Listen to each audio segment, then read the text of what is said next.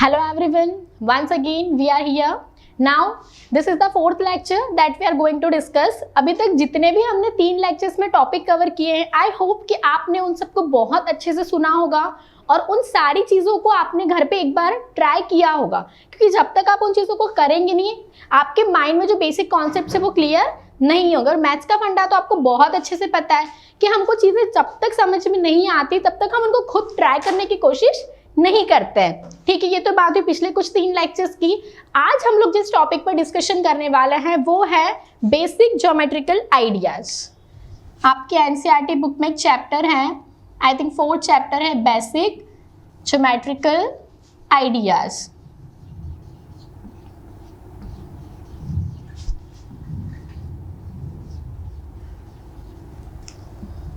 क्या नाम है आपके चैप्टर का? Basic geometrical ideas. Geometrical word आपको पहली बार नहीं सुन रहे, आप ऑलरेडी जानते हैं कि ज्योमेट्री होता क्या है, ठीक है ना। बट इसमें कुछ बेसिक कॉन्सेप्ट्स होते हैं तो वो हम लोग आज डील करते हैं उसके साथ। ज्योमेट्री मतलब लाइंस, एंगल्स, शेप्स जो हम बनाते हैं, ठीक है ना। तो अगर हमको कोई ज्योमेट्री पे वर्क करना है, बनाना है फिगर्स, अगर हमको एंगल्स बनाना है तो हमको उसका बेसिक आइडिया होना चाहिए, ठीक है ना। तो हम बहुत एक बिल्कुल लो लेवल से स्टार्ट करते हैं इसको पढ़ना। तो सबसे पहले हमारे पास एक चीज आती है, वो है पॉइंट।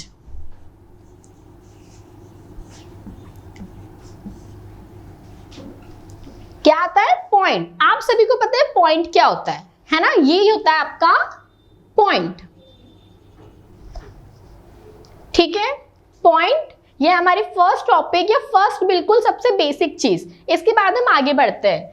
सेकेंड आती है हमारी लाइन। आपको पता है हम कोई भी ज्योमेट्रिकल शेप बनाने वाले हैं अगर, तो हमको लाइन सेगमेंट, रे इनका यूज करना होगा, है ना। तो अभी हम लोग लाइन को डिस्कस करते हैं। लाइन क्या होती है? This is the line. अभी आप बताओ कि मैंने इसके दोनों तरफ एरोज ही क्यों बनाए हैं? लाइन के दोनों एंड्स पर मैंने एरोज ही क्यों बनाए हैं? तो उसका आंसर ये है कि ये उसके एंड्स नहीं हैं। अंडरस्टूड? ये दो उसके एंड्स नहीं हैं। लाइन इन द सेंस कि जिसका कोई एंड नहीं है, हम उसको कितना भी एक्सटेंड कर सकते हैं, हम उसको जितना चाहें उतना एक्सटेंड कर सकते हैं। इसलिए हम इसके दोनों साइड पर क्या लगाते हैं? दोनों एंड्स पर हम एरो बनाते हैं। मतलब कि हम इसको जितना भी चाहे उतना एक्सटेंड कर सकते हैं, बट फिर भी हम जिस पॉइंट मेंशन करने के लिए ऐसे ए और बी या कोई भी वेरिएबल हम लोग, कोई भी अल्फाबेट का लेटर हम लोग लिख देते हैं, ठीक है। ये होती है हमारी लाइन। अभी थर्ड पॉइंट आता है लाइन सेगमेंट। क्या आता है third point? That is line segment. अब लाइन सेगमेंट क्या चीज होती है? तो अगर मैं सेगमेंट की बात करूं तो उसका मतलब होता है कि अभी जो ऊपर मैंने लाइन बनाई जिसका कोई एंड नहीं है, दोनों साइड से हम जितना चाहें उतना एक्सटेंड कर सकते हैं, उस लाइन का कुछ हिस्सा अगर मैं बोलती हूँ कि ये तो इसका तो कोई मेजरमेंट है नहीं, अगर मैं लाइन सेगमेंट की बात करूं तो इसका फिक्स्ड लेंथ होता है। क्या डिफरेंस है इन दोनों में? कि हमारा जो लाइन सेगमेंट होता है उसका फिक्स्ड लेंथ होता है। फॉर एग्जांपल अगर मैं इसको बोल देती हूँ दिस इज 5 सेंटीमीटर, तो आपको इतना तो समझ में आ गया होगा कि यहाँ पर एरो नहीं है। तो उसका क्या मतलब हुआ? यहाँ पर एरो नहीं है, दैट मीन्स कि हम इसको एक्सटेंड नहीं कर सकते हैं। हम इसको एक्सटेंड नहीं कर सकते हैं। हम एक्सटेंड सिर्फ और सिर्फ एक नॉर्मल लाइन को कर सकते हैं। हम कभी भी एक लाइन सेगमेंट को एक्सटेंड नहीं कर सकते। आई होप आपको ये बात क्लियर हो गई होगी कि लाइन क्या होता है और लाइन सेगमेंट क्या होता है और क्या डिफरेंस है उन दोनों के बीच में, ठीक है। अभी इसके बाद हम बात करते हैं रे।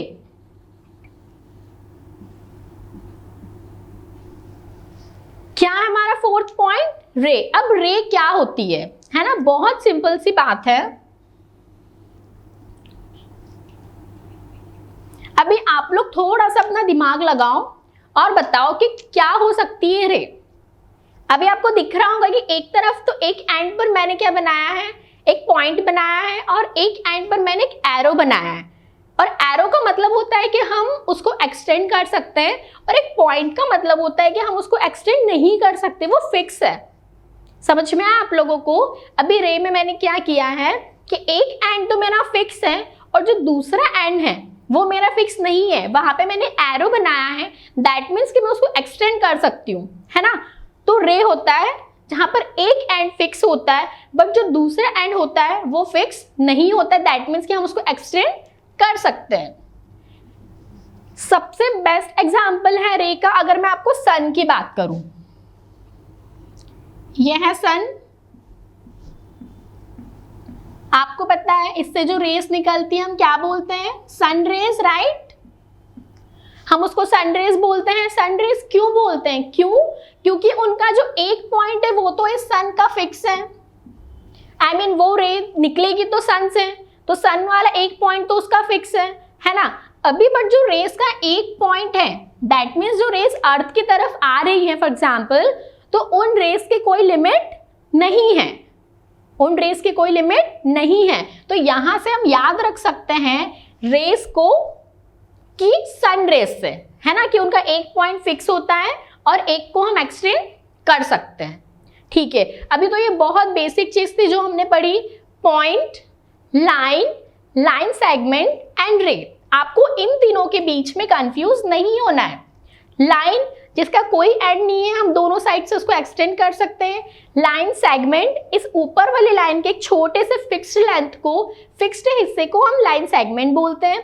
अगर मैं रे की बात करूं तो उसका एक एंड फिक्स होता है, सेकंड वाले को हम इजीली एक्सटेंड कर सकते हैं। ठीक है, अभी हम आगे बढ़ते हैं। अभी हम लोग डिस्कस करने वाले हैं कि लाइंस कितने टाइप की होती है। तो सबसे पहले मैं आपको बताती हूं इंटरसेक्टिंग लाइंस। कौन सी लाइंस? Intersecting lines. ये जो टर्मिनोलॉजी है ये आपको थोड़ी सी दिमाग में रखनी होगी, इनको पढ़ते से ही आपको समझ में आ जाएगा कि हम लोग किस चीज के बारे में पढ़ रहे हैं। That is intersecting lines. Intersect करना मतलब क्रॉस करना एक दूसरे को, है ना। अभी अगर मैं आपको मेरे हैंड से बताऊं, मतलब मेरे दोनों हाथ एक दूसरे को इंटरसेक्ट कर एक पर्टिकुलर पॉइंट पर, है ना। अभी हम लोग एक लाइंस बना लेते हैं यहाँ पर दो, ठीक है।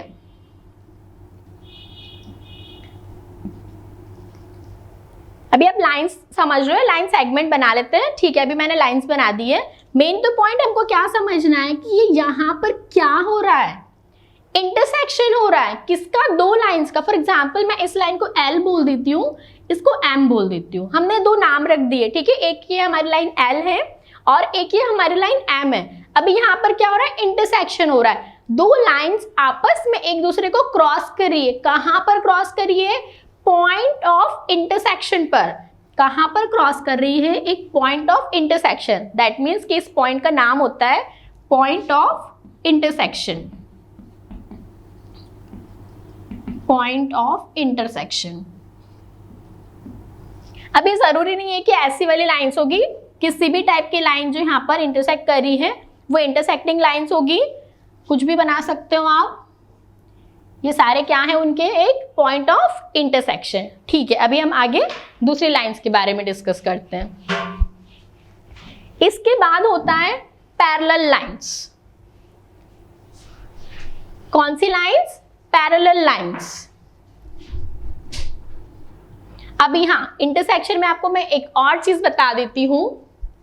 अगर अभी तो मैंने बिल्कुल क्लियर आपको बता दिया था कि यहाँ पर इंटरसेक्शन हो रहा है तो ये पॉइंट ऑफ इंटरसेक्शन है, बट अभी मैं कुछ डायग्राम ऐसे बनाऊंगी तो आपको लगेगा कि हाँ शायद इंटरसेक्ट नहीं होंगे।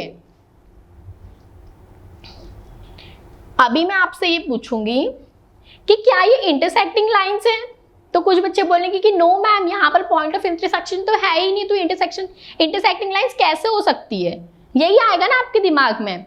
बट अगर मैंने बोला है कि ये लाइंस है, दैट मीन्स कि एक्सटेंड हो सकती है। तो अगर मैं इनको एक्सटेंड करती हूं, देन व्हाट?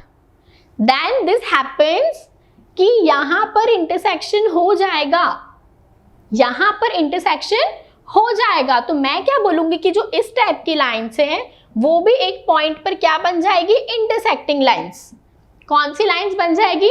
Intersecting lines. तो अगर आपको क्लियरली क्रॉस में कहीं पर भी डायग्राम नहीं दिया हुआ है, बट आपसे अगर लॉजिकली पूछा गया है कि क्या ये इंटरसेक्टिंग लाइंस है, तो आपका आंसर क्या होना चाहिए? यस।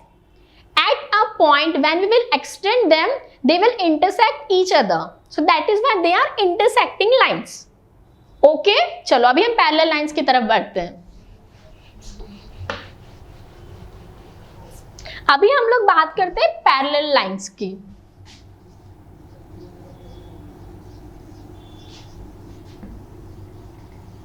पैरेलल लाइंस क्या होती हैं? सबसे मेन चीज तो एक ही लाइंस कौन सी होती है, क्या होती है, ठीक है। पैरेलल लाइंस का मतलब होता है कुछ इस टाइप की लाइंस। क्या होता है? पैरेलल लाइंस मतलब ऐसी लाइंस जो कभी भी एक दूसरे को इंटरसेक्ट नहीं करेगी। पैरेलल लाइंस मतलब जो कभी भी एक दूसरे को इंटरसेक्ट नहीं करेगी। आपको क्लियरली दिख रहा है कि मैं इनको कितना भी एक्सटेंड कर दूं, ये आपस में कभी भी कहीं पर भी इंफिनिटी तक जाकर भी एक दूसरे को इंटरसेक्ट नहीं करेगी। तो ये लाइंस कैसी हो गई मेरी? पैरेलल लाइंस, ठीक है ना। तो फर्स्ट पॉइंट क्या आ गया हमारा पैरेलल लाइंस के ऊपर? They will never intersect each other. Parallel lines are those lines they never intersect each other, they never intersect each other. और सेकेंड पॉइंट ये हो गया, they are always equidistant. They are always equidistant से मेरा मतलब इन दोनों के बीच का जो डिस्टेंस है वो हमेशा सेम रहेगा, वो हमेशा ही सेम रहेगा। मैं यहां पर बात कर रही हूं, मैं उसको कितना भी एक्सटेंड कर दूं, बट जो इन दोनों के बीच का डिस्टेंस है वो हमेशा सेम रहेगा। तभी वो इसी कंडीशन पे वो कभी एक दूसरे को इंटरसेक्ट नहीं करेगी। तो जो इस टाइप की लाइंस होती है वो होती है हमारी पैरेलल लाइंस। ओके, ये तो हम लोगों ने पढ़ा लाइंस के बारे में। बट हम जब ज्योमेट्री बनाते हैं तो क्या सिर्फ और सिर्फ लाइंस की हेल्प से बनाते हैं? नो, उसमें हमारे पास एक और चीज होती है और वो होते हैं हमारे कर्व्स। क्या होते हैं हमारे? कर्व्स। अभी कर्व्स क्या होते हैं, ठीक है, हम लोग डिस्कस करते हैं। कर्व्स का मतलब होता है, अगर मैंने ऐसा कोई भी डायग्राम बना दिया, मैंने ये डायग्राम बना दिया, एक और दो डायग्राम बना लेते हैं। अभी मैंने ये डायग्राम बना लिया, तो ये क्या है? क्या इसमें स्ट्रेट लाइन है? क्या इसमें लाइन सेगमेंट्स है? नो, इसमें नहीं है। ये क्या है? ये कर्व्स हैं, ठीक है। अभी अगर मैं बोलूं कि ये क्या है? एक सिंपल कर्व है। ये सिंपल कर्व क्यों है?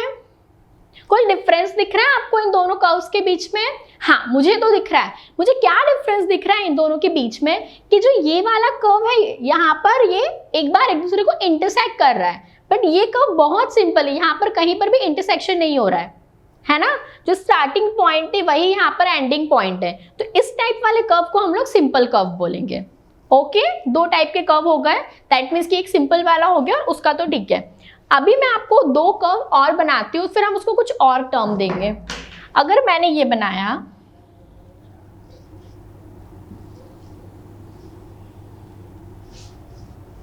ठीक है, अभी मैंने दो डायग्राम बना दिया आपके सामने, तो अब आप मुझे बताओ कि इन दोनों में क्या डिफरेंस है?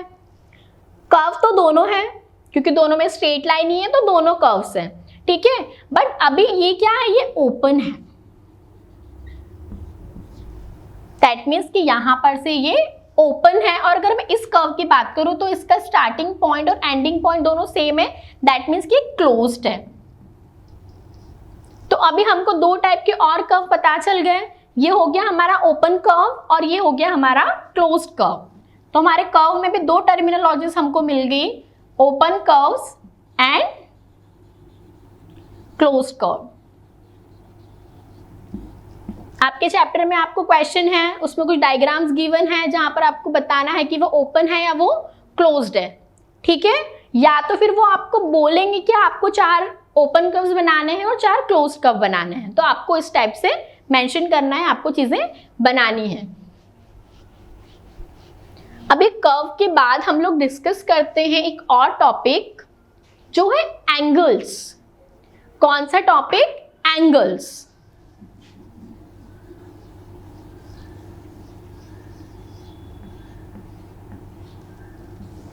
अभी हमारे पास नया टॉपिक है एंगल्स। एंगल्स कितने टाइप के होते हैं क्या आपको पता है? क्या आपने पढ़ा है? 5th क्लास में आप लोगों ने थोड़ा बहुत पढ़ा होगा कि एंगल्स कितने टाइप के होते हैं, बट अभी मैं आपको बताती हूँ कि एंगल्स क्या होते हैं। ठीक है, तो अभी अगर मैंने ये ड्रॉ कर लिया,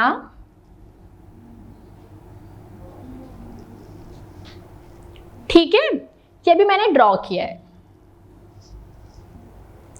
अब मैं आपको बताती हूं कि जो ये पॉइंट होता है ये होता है हमारा वर्टेक्स। ये क्या होता है? हमारा वर्टेक्स। और ये होती है हमारी साइड आर्म, है ना? ये होता है वर्टेक्स, ये होती है हमारी साइड आर्म। तो जब एक ही वर्टेक्स से दो लाइंस होती हैं, है ना, निकलती है यहां से, तो इन दोनों के बीच में जो चीज फॉर्म होती है उसको हम बोलते हैं एंगल। उसको हम क्या बोलते हैं? एंगल। समझ में आया? तो अभी ये भी एक एंगल है, और अगर मैं इसकी बात करूं तो ये भी एक एंगल। वो चीज अभी आप छोड़ दीजिए, जो रिफ्लेक्स एंगल की बात है वो सब तो हम बाद में डिस्कस करेंगे। अभी तो मैं आपको बेसिक एंगल बता देती हूं कि इसके बीच में बनने वाला क्या है? एंगल है। अभी हम इसको कैसे रीड करने वाले हैं, ठीक है? अभी मैं आपको एंगल्स के टाइप बताती हूँ कि ये एंगल मैंने आपको बता दिया क्या होता है और कितने टाइप्स के एंगल होते हैं। बेसिकली 3 टाइप के एंगल होते हैं। कितने टाइप के एंगल होते हैं? ऐसे तो काफी टाइप्स के होते हैं, बट अभी जो मेन है वो आपको मैं बता देती हूँ। जितने भी वो सारे डिस्कस कर लेते हैं। पहले एक्यूट एंगल, सेकेंड होता है आपके पास ऑब्ट्यूस एंगल, एक होता है आपके पास राइट एंगल, फोर्थ होता है आपके पास स्ट्रेट एंगल, और फिफ्थ होता है आपके पास रिफ्लेक्स एंगल। तो अभी हम लोग रिफ्लेक्स एंगल को डिस्कस नहीं करेंगे, वो हम लेटर ऑन अगर हम एक्सरसाइज में कोई ऐसा क्वेश्चन पढ़ते हैं तो तब मैं आपको बता दूंगी, अदरवाइज आप अभी थोड़े कंफ्यूज हो जाओगे। अभी मैं आपके साथ बात करती हूँ एक्यूट एंगल की। एक्यूट एंगल क्या होता है? अगर मैंने ये एंगल बनाया, ठीक है, अभी मैं इसकी बात कर रही हूँ, तो जो एक्यूट एंगल होते हैं वो हमेशा 90 डिग्री से कम होते हैं। एक्यूट एंगल हमेशा 90 डिग्री से कम होते हैं। समझ में आया आपको? राइट एंगल ये होता है, मतलब एग्जैक्ट, बिल्कुल ऐसा। ये क्या होता है हमारे पास? 90 डिग्री का राइट एंगल। तो जितने भी एंगल से राइट एंगल से छोटे होंगे वो सारे एंगल्स को हम क्या बोलेंगे? Acute angles. अब मैं आपको यहाँ पर डायग्राम बना के बताती हूँ। ये 90 डिग्री का एंगल है ना, ये तो हमारा राइट एंगल हो गया। तो इसके अंदर जितने भी एंगल्स आएंगे, मतलब कि 90 डिग्री से कम, भले फिर वो 89 डिग्री क्यों ना हो, ठीक है, वो भी क्या होगा? एक एक्यूट एंगल होगा। तो जितने भी एंगल इस 0 डिग्री से बड़े हैं और 90 डिग्री से छोटे हैं, उन सभी एंगल्स को हम क्या बोलेंगे? Acute angle. क्या बोलेंगे हम लोग? Acute angle. तो मैं यहाँ पर एक बहुत ईजी वे में लिख देती हूँ कि 0 डिग्री से बड़े और 90 डिग्री से छोटे वो एंगल क्या होते हैं? Acute angle. ये चीज आप लोग अपनी कॉपी में, नोटबुक में नोट डाउन करते जाना, तो आपको चीजें और क्लियर होगी जब आप इनको 1-2 बार और अच्छे से पढ़ोगे, ठीक है? एक्यूट एंगल मतलब 0 डिग्री से बड़ा और 90 डिग्री से छोटा, इन दोनों के बीच में आने वाले एंगल को हम एक्यूट एंगल बोलते हैं। एज इट इज अगर मैं ऑब्ट्यूस एंगल की बात करूं, अगर मैं ऑब्ट्यूस एंगल की बात करूं, ये तो हो गया अभी हमारा 90 डिग्री, और ये 0 डिग्री हो गया, ये 90 डिग्री हो गया, और ये हो गया हमारा 180 डिग्री। 180 डिग्री मतलब पूरा स्ट्रेट।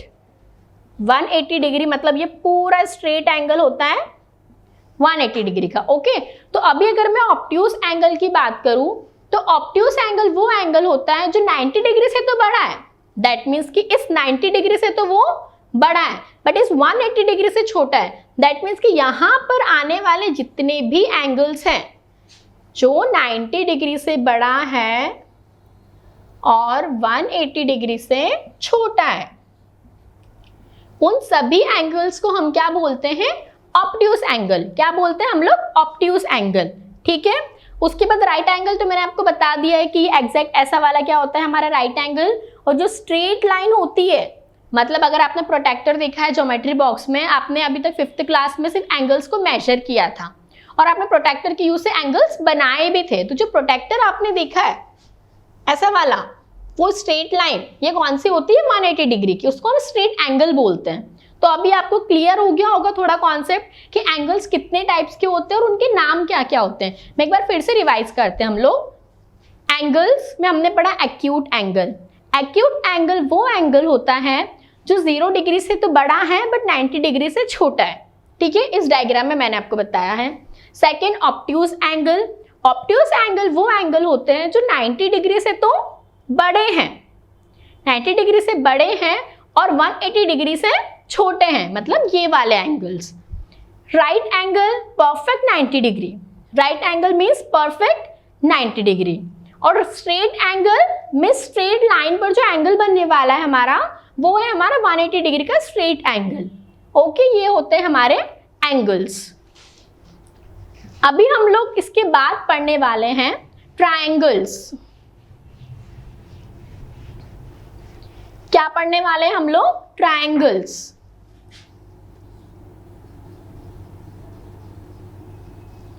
अभी ट्रायंगल्स तो हमको पता है कि होते क्या है ना। हमने बहुत मतलब 2nd क्लास से हम लोग पढ़ रहे हैं कि ट्रायंगल्स क्या होते हैं। मतलब हम लोग शेप्स जब 2D शेप्स ही पढ़ते हैं 1st 2nd क्लास से, तभी हमको पता होता है कि ट्रायंगल क्या होता है।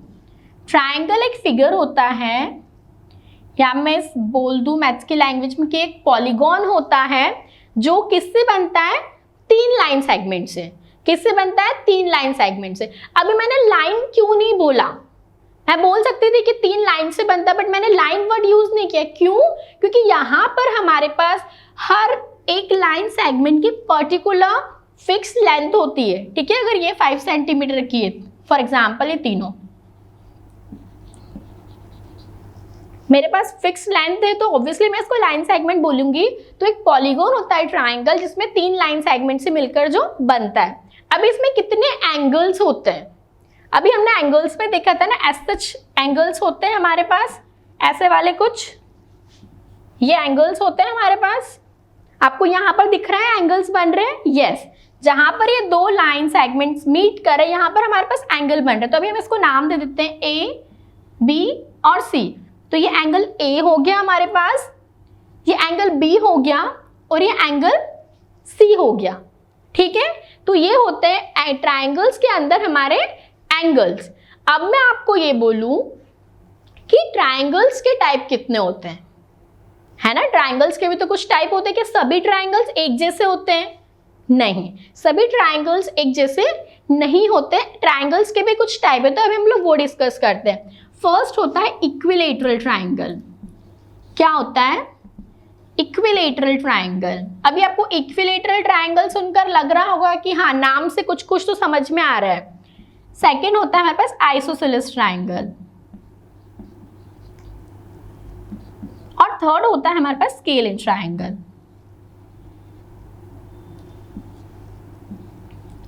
ठीक है, अभी मैं आपको एक एक करके बताती हूँ कि इन सब में क्या डिफरेंस है और इनकी क्या प्रॉपर्टीज होती है। ठीक है, तो अभी अगर मैं बात करती हूँ इक्विलेटरल ट्रायंगल की, तो इसकी मेन प्रॉपर्टी क्या है?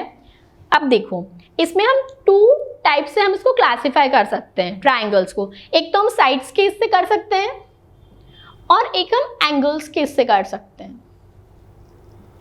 तो अभी जो एंगल वाला पोर्शन है वो मैं आपको नहीं समझाऊंगी, वो मैं आपको तब समझाऊंगी जब हम ज्योमेट्री में कुछ इस पर वर्क करेंगे, है ना। जब हमको बोला जाएगा कि आपको एक ट्रायंगल बनाना है और उसका एंगल्स इतने होने चाहिए, उस टाइम पे मैं आपको बताऊंगी कि एंगल्स के बेसिस पे हम ट्रायंगल्स को हम लोग कैसे क्लासीफाई कर सकते हैं। बट अभी मैं आपको सिर्फ साइड्स के बेसिस पे क्लासिफिकेशन समझा देती हूँ। तो अभी इक्विलेटरल ट्रायंगल की बात चल रही है। इक्विलेटरल ट्रायंगल दैट मीन्स कि उसकी तीनों साइड्स की जो लेंथ है, दैट मीन्स ये तीनों साइड्स की जो लेंथ है वो इक्वल होगी। नाम से लग रहा है ना इक्विलेटरल, दैट मीन्स कि तीनों साइड्स की जो लेंथ है वो इक्वल होगी। ये होता है हमारा इक्विलेटरल ट्रायंगल। तो जो अभी मैंने एग्जांपल आपको एंगल समझाने के लिए, ट्रायंगल समझाने के लिए बनाया था, वो किसका है? इक्विलेटरल ट्रायंगल का। और वो क्यों? क्योंकि उसकी तीनों साइड्स की लेंथ है 5 सेंटीमीटर। Okay, clear? अभी हम लोग नेक्स्ट की तरफ प्रोसीड करते हैं। सेकेंड टाइप होता है हमारे पास आइसोसेलेस ट्रायंगल। कौन सा टाइप है हमारे पास? Isosceles triangle. अभी आइसोसेलेस ट्रायंगल क्या होता है? ऑब्वियसली इससे तो कुछ डिफरेंट ही होता होगा। अभी मैं आपके सामने ये डायग्राम बना रही हूँ, तो आपके दिमाग में थोड़ा क्लिक हो जाना चाहिए कि आपको इसको देखकर क्या लग रहा है। क्या लग रहा है इसको देखकर? कि जो ये दो साइड्स है, इन दोनों का लेंथ हमको सेम लग रही है। अभी हमने मेजर नहीं किया है तो हमको नहीं पता है, बट देखकर ही लग रहा है कि इन दो की जो मेजरमेंट है वो सेम होगा और इसका अलग है। ठीक है, तो आइसोसेलेस ट्रायंगल वो ट्रायंगल होता है जिसमें जो दो साइड्स हैं उनकी लेंथ सेम होती है ना, और जो बेस होता है वो हमेशा क्या होता है? डिफरेंट होता है। So isosceles triangle is a type of triangle in which the length of two sides are equal. मतलब ये अगर 6 सेंटीमीटर की है तो ये भी आपके पास 6 सेंटीमीटर की होगी, और ये या तो 4 सेंटीमीटर या कुछ भी होगा, है ना। तो ये इन दोनों का क्या है? Same measurement. तो ये होंगे हमारे पास आइसोसेलेस ट्रायंगल। अभी हम लोग थर्ड की तरफ प्रोसीड करते हैं। Last but not the least, scale and triangle.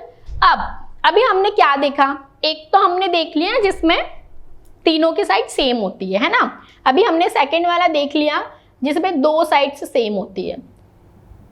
ये दो साइड्स इसमें सेम थी, एक डिफरेंट। अभी स्केलिंग क्या होता है? कुछ आ रहा होगा दिमाग में, एक साइड सेम होती है, एक साइड खुद से तो सेम हो नहीं सकती ना, और तीन ही साइड से, या तो तीनों सेम होगी, या तो दो सेम होगी, या तो एक भी सेम नहीं होगी, तीनों डिफरेंट होगी। तो हाँ, स्केलिंग ट्रायंगल वही होता है जिसमें तीनों साइड्स डिफरेंट होती है।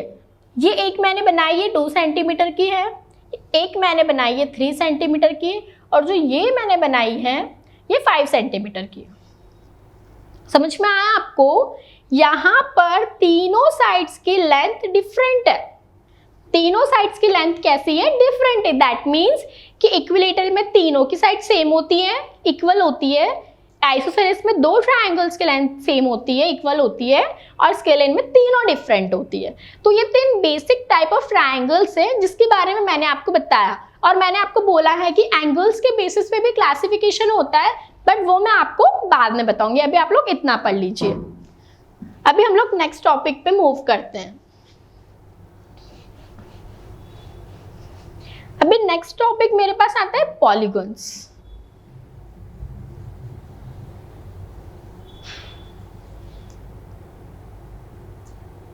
क्या है नेक्स्ट टॉपिक हमारा?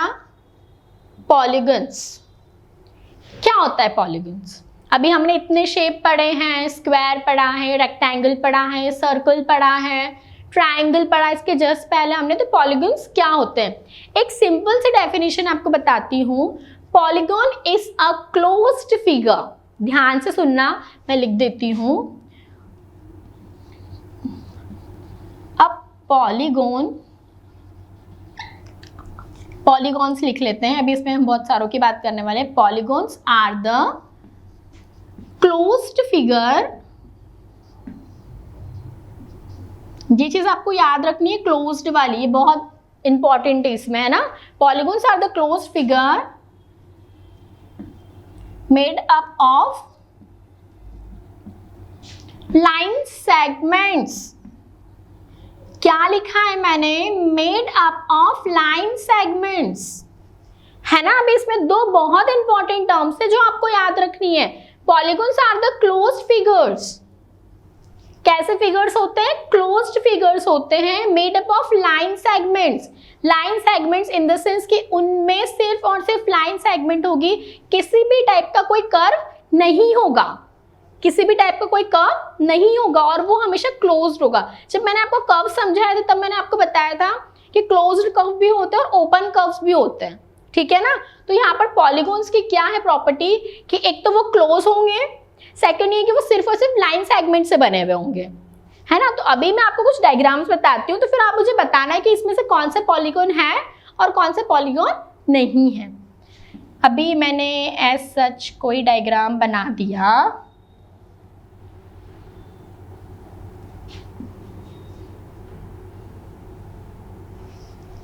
ठीक है, अब यहाँ मुझे बताओ ये फर्स्ट डायग्राम जो मेरे पास है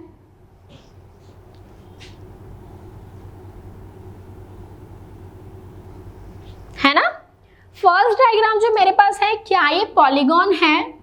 जस्ट आस्क योरसेल्फ, खुद से पूछो, खुद समझो कि क्या ये पॉलीगॉन है या नहीं है, बताओ जल्दी, क्या लग रहा है आपको? तो अभी हम वापस से हमारी डेफिनेशन की तरफ मूव करेंगे, हम देखेंगे क्लोज्ड फिगर। तो पहले हम चेक करेंगे क्या हमारा फिगर क्लोज्ड है। हाँ, हमारा फिगर क्लोज्ड है। सेकेंड चीज हमारे पास होती है लाइन सेगमेंट्स। क्या हमारा फिगर लाइन सेगमेंट से बना है? क्या एक भी कर्व तो नहीं है उसमें?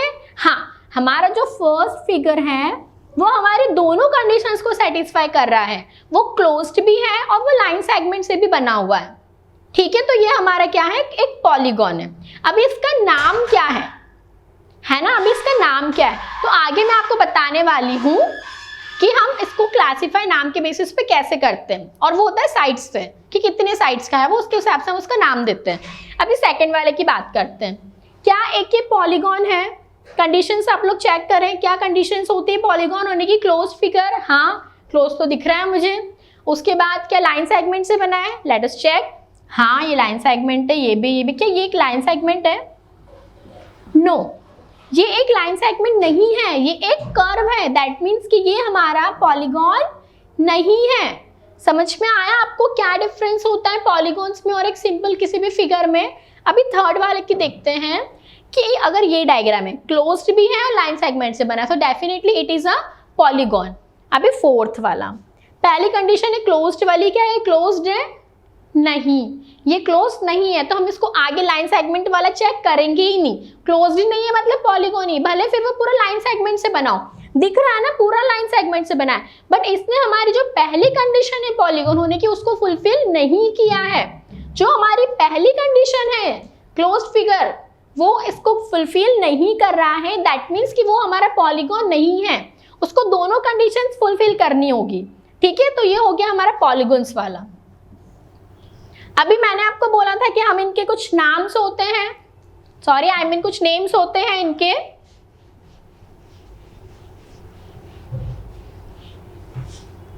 अभी देखो, कोई भी क्लोज्ड फिगर है ना, मतलब बहुत ही ज्यादा बेसिक चीज है ये तो। कोई भी अगर क्लोज्ड फिगर है तो उसमें मिनिमम कितनी साइड्स होगी?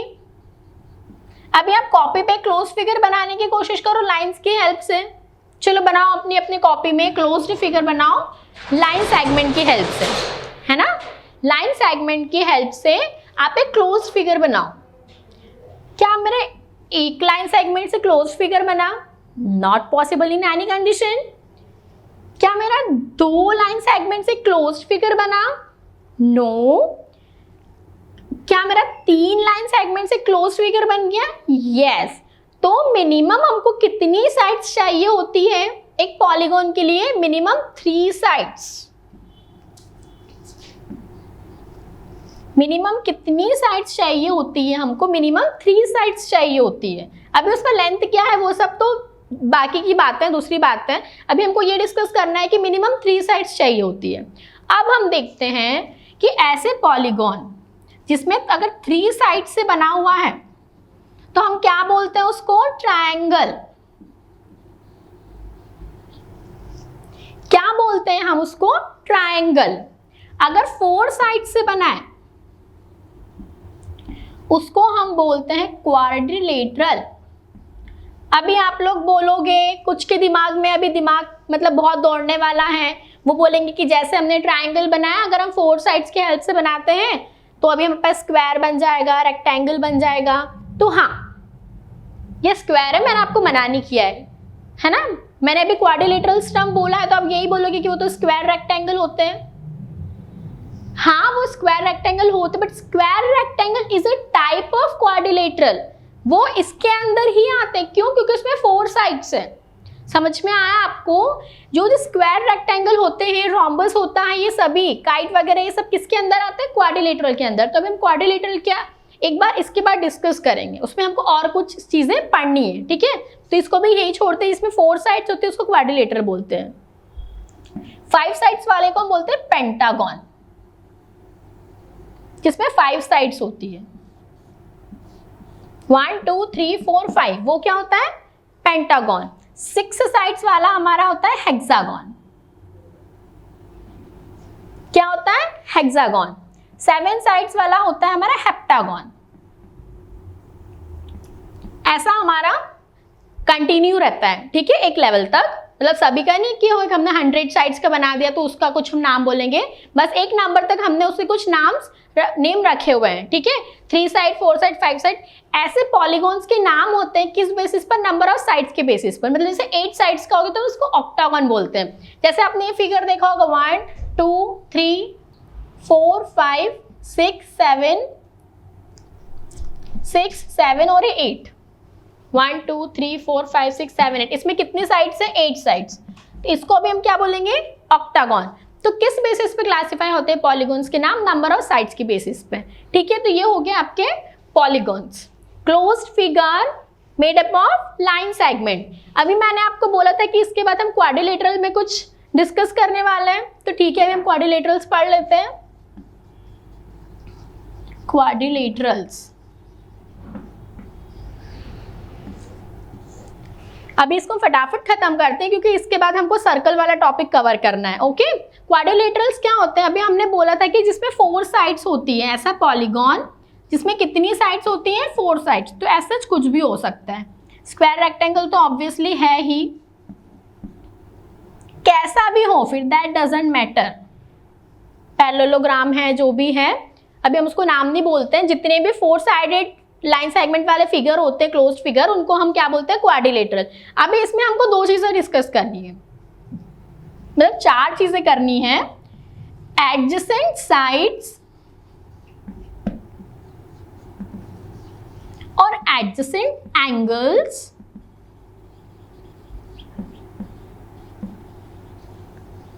Opposite sides and as it is opposite angles. अभी ये सब चीजें क्या होती है हम लोग डिस्कस करते हैं। अपोजिट वाला तो आपको पता होगा कि अपोजिट का मतलब क्या होता है, बट अभी आपका एडजेसेंट वाला थोड़ा सा कॉन्सेप्ट आप लोगों को समझ में नहीं आ रहा होगा। तो अभी हम लोग डिस्कस करते हैं कि एडजेसेंट साइड्स क्या होती हैं, एडजेसेंट एंगल्स क्या होते हैं, ठीक है। तो अगर मैं एडजेसेंट साइड्स की बात करूं, अगर मैं इसको नेम दे रही हूं, चलो ये वाला फिगर, ये वाला लेते हैं, A B C D, ठीक है। ये हो गया हमारा क्वाड्रिलेटरल। अभी मुझे डिस्कस करना है एडजेसेंट साइड्स के बारे में, है ना। एडजेसेंट साइड्स के बारे में, एडजेसेंट साइड्स वो होती हैं जिनका कॉमन वर्टेक्स होता है। Vertex that means A joining point. Vertex मतलब कि ये ज्वाइनिंग पॉइंट जहां पर वो लोग मीट कर रहे हैं, मतलब एक कॉमन वर्टेक्स होता है। एडजेसेंट मतलब एक दूसरे के पास वाली, एक दूसरे के पास वाली। तो एडजेसेंट साइड्स कौन कौन से हो जाएगी? यहाँ पर CD एडजेसेंट है DA के, है ना। एक पेयर तो ये हो गया हमारे पास। अभी एक पेयर क्या हो जाएगा? DA एडजेसेंट है AB के, हाँ, AB एडजेसेंट है BC के, और BC एडजेसेंट है CD के। ये हमारे पास कुछ पेयर्स बन गए। As it is adjacent angles, है ना। ये भी एंगल A है, B, angle C, angle D। एक और तरीका होता है हमारे पास पढ़ने का, अगर मुझे एंगल A को बोलना है तो मैं क्या बोलूंगी? DAB या BAD। जो वर्टेक्स होता है जहां पर एंगल बना है वो हमेशा बीच में आता है, ठीक है, वो तो हम लोग पढ़ लेंगे। तो अभी मैं आपको क्या बता रही हूँ? एडजेसेंट एंगल्स मतलब इस एंगल के जस्ट पास वाला एंगल, है ना। इस एंगल के जस्ट पास वाला एंगल क्या होगा? उसका एडजेसेंट एंगल। ये दोनों आपस में एडजेसेंट है, ये दोनों भी आपस में एडजेसेंट है, एज वेल एज ये दोनों और ये दोनों। ये हो गया हमारा एडजेसेंट एंगल्स वाला। अभी हम लोग बात करते हैं opposite sides and opposite angles. Opposite sides obviously CD की अपोजिट साइड क्या होगी? AB। CB की अपोजिट साइड क्या होगी? DA। यहाँ हम AD बोल दें वो मैटर नहीं करता, आप ऐसे बोल सकते हैं। तो ये होगी आपस में opposite sides. As well as same क्या हो जाएगा? Opposite angles. एंगल जो C है वो अपोजिट है एंगल A का, एंगल A अपोजिट है एंगल C का, vice versa. Angle D opposite है एंगल B का, और एंगल B अपोजिट है एंगल D का। तो ये 4 बहुत ही बेसिक कॉन्सेप्ट है जो मैंने आपको क्वाड्रिलेटरल में बताया। अभी हम लोग सर्कल वाला फटाफट डिस्कस कर लेते हैं, and that will be the last topic of this lecture. उसके बाद इससे रिलेटेड जितनी भी चीजें हैं वो सब कुछ हम किस में कवर करेंगे? जब हम लोग एक्सरसाइज सॉल्व करेंगे। सर्कल।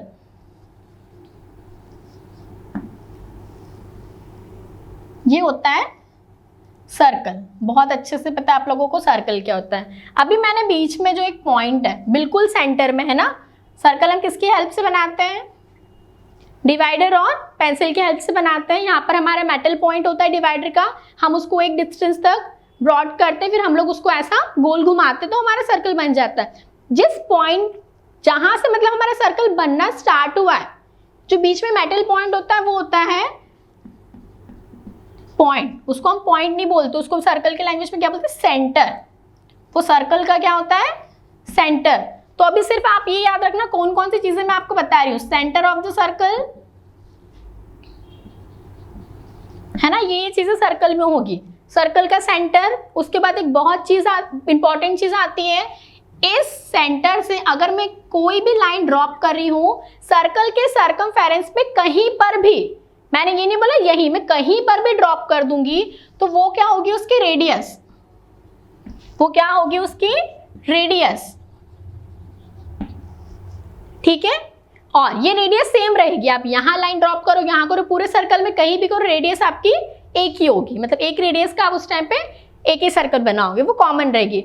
उसके बाद अगर मैं सरकमफेरेंस के दो पॉइंट को मीट करती हूं, मैंने क्या बात बोली? सरकमफेरेंस के दो पॉइंट को अगर मैं मीट करती हूं तो वो लाइन को मैं बोलूंगी डायामीटर।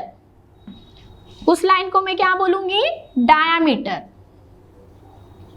और जो डायामीटर होता है वो हमेशा रेडियस का डबल होता है। मतलब आपको दिख रहा है ना, यहाँ पे दो रेडियस बन गई, एक ये वाली और एक ये वाली, मतलब दो रेडियस को मिलकर एक क्या बनता है? डायामीटर। ठीक है, मतलब इस डायामीटर दो सरकमफेरेंस के पॉइंट को आपस में मीट करेगी। कहां से? सेंटर से होकर गुजरेगी। मेन पॉइंट आपको क्या याद रखना है? डायामीटर हमेशा सेंटर से होकर गुजरती। इसी से रिलेटेड एक और चीज है कॉर्ड। कॉर्ड क्या होती है? हाँ, कॉर्ड भी सरकमफेरेंस के दो पॉइंट को ज्वाइन करती है, मीट करती है। ठीक है यहाँ पर, बट अभी डिफरेंस क्या होगा कि कॉर्ड है ना, मैंने डायमीटर के टाइम पे भी आपको यही बात बोली थी कि वो सरकमफेरेंस को मीट करने वाली है दो पॉइंट्स को। अभी कॉर्ड ने भी यही किया। तो डायमीटर भी एक तरीके की कॉर्ड है, बट उसकी प्रॉपर्टी क्या है कि वो सेंटर से होकर गुजर रही है। मतलब डायमीटर सबसे बड़ी कॉर्ड होती है ना, ये भी क्या है? एक कॉर्ड है। अगर वो डायमीटर से होकर गुजरी है तो वो सेंटर से होकर गुजरी है तो वो डायमीटर बन जाएगी। अभी ये भी हमारी क्या है? कॉर्ड, बट ये सेंटर से नहीं गुजरी है, सिंपल कॉर्ड है हमारी। इसको हम कुछ भी नाम दे देते हैं, ए बी। ठीक है, इसके बाद और भी कुछ बेसिक टर्म्स हैं, सेगमेंट है, सेक्टर है, वो मैं आपको चलो बता देती हूँ। इसके बाद है हमारा सेगमेंट। ये जो एरिया है ना, जो कॉर्ड के अंदर कवर हो रहा है वो होता है हमारा सेगमेंट। क्या होता है वो? हमारा सेगमेंट। जो एरिया हमने कॉर्ड के अंदर कवर किया है वो होता है हमारा सेगमेंट। उसके बाद एक चीज आती है आर्क, मतलब कि इसका सरकमफेरेंस का छोटा सा हिस्सा, सरकमफेरेंस का कहीं पर भी छोटा सा हिस्सा। ठीक है, ये क्या होती है? हमारी आर्क। आगे आपको समझ में। इसके बाद और भी कुछ चीजें हैं जो हम बहुत अच्छे से पढ़ने वाले हैं, पर जितनी भी बेसिक चीजें इस चैप्टर में जिसके ऊपर हम डिस्कस करेंगे क्वेश्चन मतलब एक्सरसाइज में, वो सभी मैंने आपको भी एक्सप्लेन कर दिए। ठीक है, तो इससे रिलेटेड जितने भी क्वेश्चंस हैं वो हम डेफिनेटली एक्सरसाइजेस के सॉल्व करेंगे। Thank you for watching the video.